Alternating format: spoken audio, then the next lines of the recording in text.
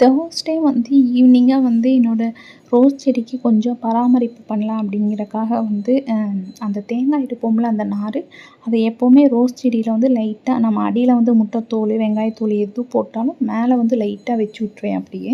ஏன்னா நம்ம தண்ணி ஒரு சில நாள் ஊற்றலைன்னா கூட வந்து இந்த ஈரம் அப்படியே இருக்கும். ரோஸ் செடிக்கு எப்போவுமே ஈரம் இருந்துக்கிட்டே இருக்கணும். அதனால் அந்த தேங்காய் நார் வந்து மேலே அப்படியே சுற்றிலும் பரப்பி வச்சுடுவேன். அடியில் தான் வந்து முட்டைத்தோல், வெங்காயம் எல்லாமே வந்து போட்டிருப்பேன்.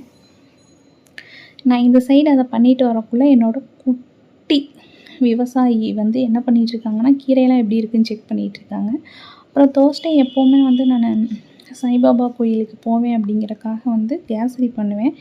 ஏன் எப்போ பார்த்தாலும் கேசரி பண்ணுறேன்னா, அந்த கோயிலில் மேக்ஸிமம் சுண்டல், புளியோதரை, லெமன் ரைஸ் இது மாதிரி தான் கொண்டு வருவாங்க. நம்மளாவது வந்து ஸ்வீட் பண்ணலாம் அப்படிங்கிறக்காக நான் வந்து எப்போவுமே கேசரி பண்ணிவிட்டு போயிட்டு சாய்பாபாவும் பார்த்தாச்சு.